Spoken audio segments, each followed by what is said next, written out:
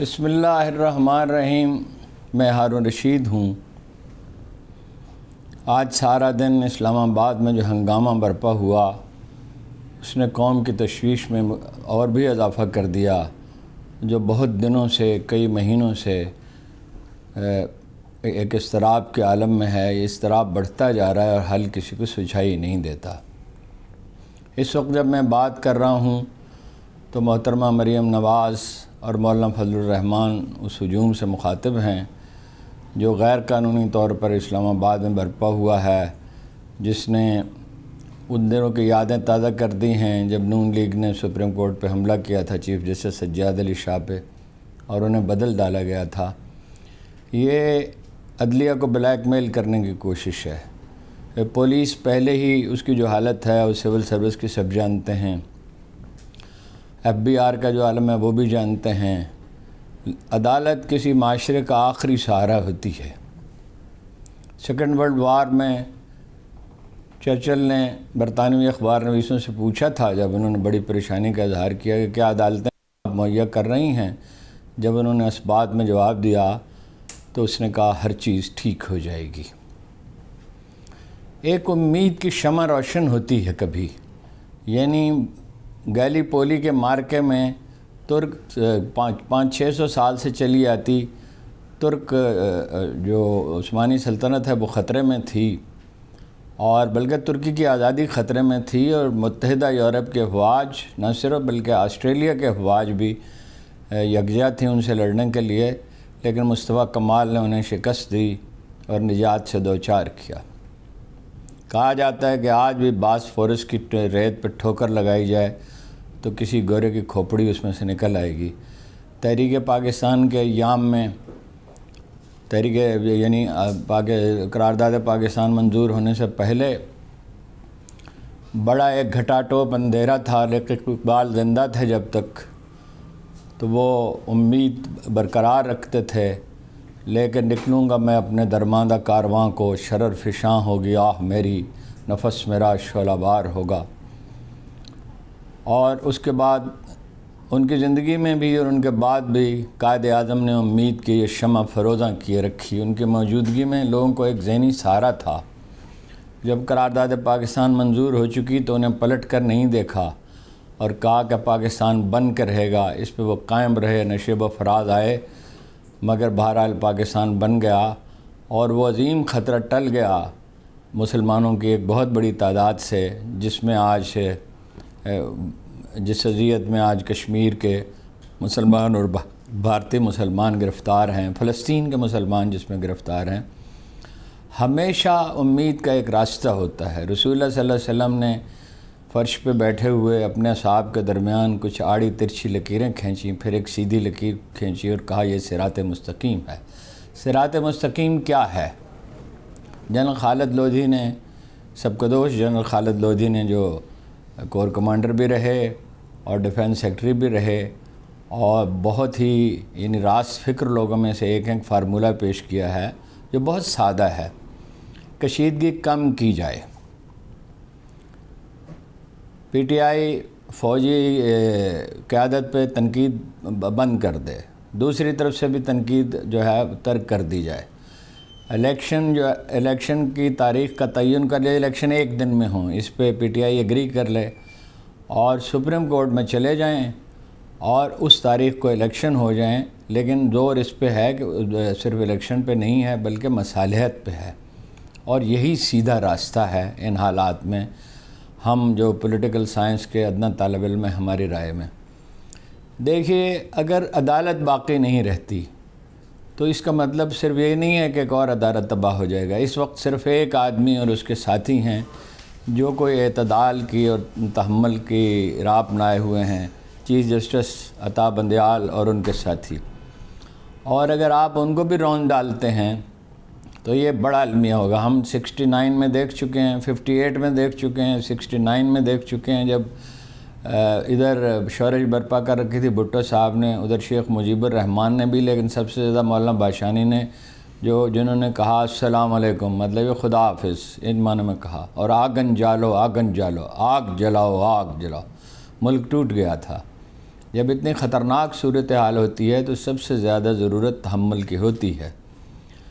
مورخ بھی یہی کہتے ہیں اور ماہرین نفسیات بھی یہی کہتے ہیں، اور اہل علم بھی جو شریعت کا علم اور قرآن اور حدیث کو اور سیرت کا علم رکھنے والے بھی یہی کہتے ہیں۔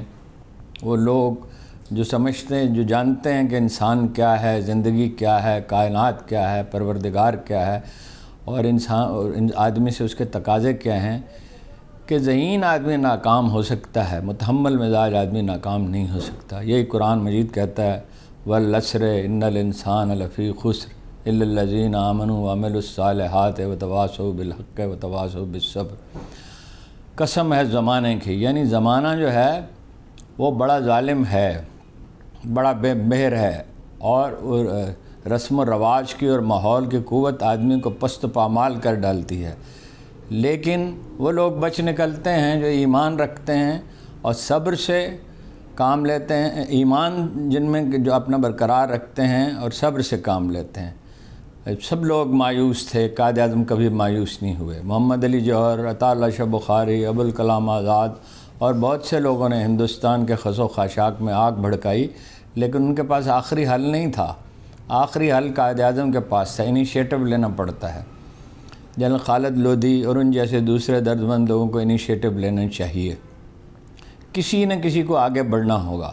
چیف جسٹس صاحب نے بھی آج یہی کہا کہ اگر ہم فیصلہ کر دیں گے تو نافذ کیسے ہوگا، باہر آپ دیکھ لیں کیسے ہو رہا ہے، کیا ہو رہا ہے۔ کمال تحمل کا انہوں نے مظاہرہ کیا ہے، اس تحمل کو تاریخ خراج تحسین پیش کرے گی۔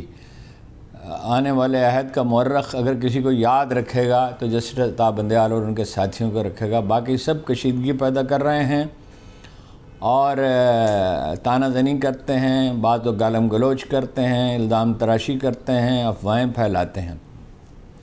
الیکشن کے سوا کوئی حل نہیں ہے، لیکن الیکشن ایسے ماحول میں ہونا چاہیے کہ جس کے بعد ملک میں امن قائم ہو جائے اور اس دلدل سے ہم باہر نکل آئیں، اور اس دلدل سے باہر نکل سکتے ہیں سول اداروں کی تعمیر سے، عدالت مضبوط ہو، ٹیکس وصول کرنے والے یعنی FBR جو ہے وہ دیانتداری سے کام کرے، جو ایک شبر زیدی کے بقول ٹھگوں کا گروہ بن چکا ہے۔ سول سروس اپنا کام ٹھیک کرے، پولیس اپنا کام ٹھیک کرے، مقننہ اپنی حدود میں رہے، اس کی بالاتری قائم رہے، کیبنٹ ڈیسیژنز کرے، وزیر اعظم قیادت کریں، ایک منتخب وزیر اعظم جسے لوگوں نے منتخب کیا ہو، اور اپوزیشن تنقید کرے تو اس کا مقصد حالات کی بہتری ہو، خوف دور ہو جائے۔ یعنی احتساب جو خان صاحب چاہتے ہیں، سب سے زیادہ زور دیتے ہیں، جس میں ان کی بڑی سپورٹ ہے 60-70%، وہ ادارے احتساب کریں، کوئی شخص فیصلہ نہ کرے کہ کون مجرم ہے۔ خطا کار تو سب پارٹیوں میں ہو سکتے ہیں، PTI میں بھی ہو سکتے ہیں موجود ہیں، ہو کیا سکتے ہیں۔ تو یہ اس کے لیے کہیں نہ کہیں سے آغاز کرنا ہوگا۔ یہ مولانا فضل الرحمان جو مدارس کے طلباء کو اور اپنے کارکنوں کو لے آئے ہیں، اور عجیب بات ہے کہ ان کی اپنی حکومت ہے، دفعہ 144 انہوں نے نافذ کر رکھی ہے حکومت نے، اور اس کو پامال کر کے وہ سپریم کورٹ پہ چڑھ دوڑے ہیں، اور میڈیا بھی اس میں مخمصے کا شکار ہے اور کوئی راہ نہیں دکھا رہا، صرف پولیٹیکل ڈیولپمنٹ بتاتا ہے، اب یہ ہو رہا ہے، اب یہ ہو رہا ہے۔ بھائی قوم کو یہ بھی بتاؤ کہ ہونا کیا چاہیے، ہونی مصالحت چاہیے، اور کوئی راستہ نہیں ہے۔ لڑ جھگڑ کے دیکھ لیا 1000 بار، 1971 سے ہم نے کچھ بھی نہیں سیکھا، باقی سانحات سے بھی کچھ نہیں سیکھا، مارشل لاؤں سے بھی کچھ نہیں سیکھا۔ مولانا فضل الرحمان کا دھرنا ناکام رہے گا جیسے پہلے ناکام رہے گا، میرا اندازہ یہ ہے۔ بلاول کا مارچ بھی ناکام رہا تھا، حالانکہ اس کی بھی دونوں بار پشت پناہی حاصل تھی جنرل باجوہ کی۔ عمران خان کا دھرنا جو ہے 126 دن کا، وہ بھی بالآخر سمیٹنا پڑا تھا۔ پہلے بھی ہم نے ان سے عرض کیا تھا کہ اس کا نتیجہ نہیں نکلے گا، تلخی سے اور تصادم سے ملک کے مسائل حل نہیں ہوتے، آخر کار سب کو مذاکرات کی میز پہ بیٹھنا ہوگا۔ تو بہتر ہے ابھی سے اس کا آغاز کیا جائے، اور اس کے لیے ایک اور ضروری چیز یہ ہے کہ یہ پکڑ دھکڑ بند کی جائے، تشدد بند کیا جائے۔ آفتاب اقبال تو رہا ہو گئے، لیکن عمران ریاض کا کچھ پتہ نہیں ہے، اور یہ مقبول جان کا کچھ پتہ نہیں ہے۔ میڈیا کو دبا کے، مخالفین کو دبا کے آپ کچھ بھی حاصل نہیں کر سکتے۔ اقلیت اکثریت پہ حکومت نہیں کیا کرتی، اور ایسی اکثریت جو پرجوش بھی ہے اور ڈٹرمنٹ بھی ہے۔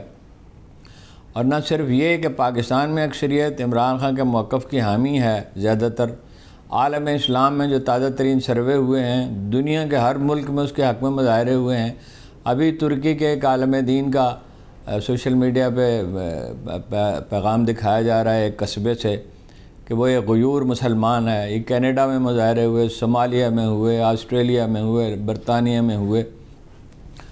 تو عالم اسلام کی اکثریت میں اردوان کو ریپلیس کر دیا ہے زیادہ مقبول لیڈر کی حیثیت سے، جو انہوں نے بلیسمی یعنی توہین رسالت پہ جو انہوں نے ایشو اٹھایا اور جس عزم و ہمت کا مظاہرہ کیا.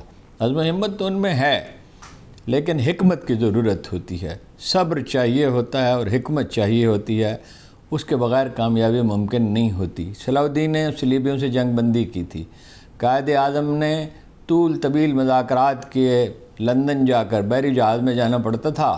علامہ اقبال گئے، اپنے مسلمان جو لیڈروں میں جو ان کے مخالف تھے ان سے مذاکرات کیے، پنجاب کی حکومت سے مذاکرات کیے، انگریزوں سے بہت سے مذاکرات کیے. اپنے موقع پہ وہ قائم رہتے تھے، بات دلیل سے کرتے تھے. یہ جو گالم گلوچ کا کلچر ہے پی ٹی آئی کے، وہ لوگ جو افواہوں پہ یقین کر لیتے ہیں فٹافٹ اور ہر چیز پھیلانا شروع کر دیتے ہیں، اور وہ لوگ جو توڑ پھوڑ میں شریک ہوئے ان کا یہ جواز قابل قبول نہیں ہے کہ انہیں روکا نہیں گیا اور انہیں گمراہ کر کے وہاں لے جایا گیا اشتعال دلا کے. تو اشتعال میں آپ کیوں آئے اور گمراہ آپ کیوں ہوئے؟ یہی تو آدمی کی حکمت کا ٹیسٹ ہوتا ہے کہ اس میں کتنی دانش و دانائی ہے. جب کرائسس آتا ہے تو کچھ لوگ جو ہیں وہ پریشان اور پست ہو جاتے ہیں، کچھ لوگ جو ہیں اس کو چیلنج سمجھ کے قبول کرتے ہیں اور حکمت عملی بناتے ہیں. عمران خان صاحب سے کل میری ملاقات ہوئی. وہ سمجھتے ہیں کہ ان کی زندگی خطرے میں ہے اور ان کے پاس یہ کہنے کا جواز موجود ہے، اس لیے کہ وہ ایک بار تو ان پہ گولیاں چلی ہیں. وہ سمجھتے ہیں جوڈیشل کمپلیکس میں بھی انہیں قتل کرنے کا منصوبہ تھا. یہ اس طرح کام نہیں چلے گا جناب. اسٹیبلشمنٹ کو بھی ٹھنڈے دل سے سوچنا ہوگا، خان صاحب کو بھی اور پی ڈی ایم کو بھی. خان صاحب کو یہ یقین، کل انہوں نے مجھ سے کہا نہ میں کسی سے بدلہ لوں گا نہ میں کسی کو ڈی نوٹیفائی کروں گا، یعنی فوج میں کوئی تبدیلی نہیں کی جائے گی، ایک ورکنگ ریلیشن شپ قائم کرنی ہوگی. جناب ہم بڑا نام لیتے ہیں رسالت مآب صلی اللہ علیہ وسلم کا اور ان کے رحمت للعالمین ہونے کا، دشمنوں سے ان کے طرز عمل کا اور مخالفین کو معاف کرنے کا، اور ان کا تو خیر ذکر ہی کیا، ان جیسا تو کوئی نہ کبھی تھا نہ ہے نہ کبھی ہوگا. لیکن ہمارے سامنے نیلسن منڈیلا کی مثال تو ہے، ہمارے سامنے قائد اعظم کی مثال تو ہے، ہمارے سامنے صلاح الدین ایوبی کی مثال تو ہے. کوئی تاریخ سے سبق سیکھنا چاہیے. دانا وہ لوگ ہوتے ہیں، عربی میں کہتے ہیں سعید من وعظہ بغیر ہی. سعید فطرت وہ ہے جو دوسروں سے سبق سیکھے. ہم اپنے تجربات سے بھی نہیں سبق سیکھ رہے. تو راہ ہدایت کہاں ہے؟ قرآن کریم میں ہے، رسول اللہ صلی اللہ علیہ وسلم کی سیرت میں ہے، تاریخی تجربات میں ہے. غیظ و غضب سے کوئی نتیجہ نہیں نکلتا. اس غیظ و غضب پہ ہمیں اپنے غصے پہ، برہمی پہ قابو پانا ہوگا اور کوئی حل سوچنا ہوگا. پاکستان ایک بڑا منور مستقبل رکھتا ہے. یہ زرداری صاحب اور مولانا فضل الرحمان اور نواز شریف سے یرغمال نہیں بنا سکتے. اسٹیبلشمنٹ کو سوچنا ہوگا کہ اس چھوٹی سی اقلیت کی جو حکومت ہے، یہ ٹھیک ہے کہ فوج کو حکومت وقت کی حمایت کرنی ہوتی ہے، لیکن حمایت اتنی تو نہیں ہونی چاہیے کہ وہ قانون کو اپنے ہاتھ میں لے اور منمانی کرتے رہیں. آج کے لیے بس اتنا ہی. کل انشاءاللہ پھر کچھ عرض کریں گے.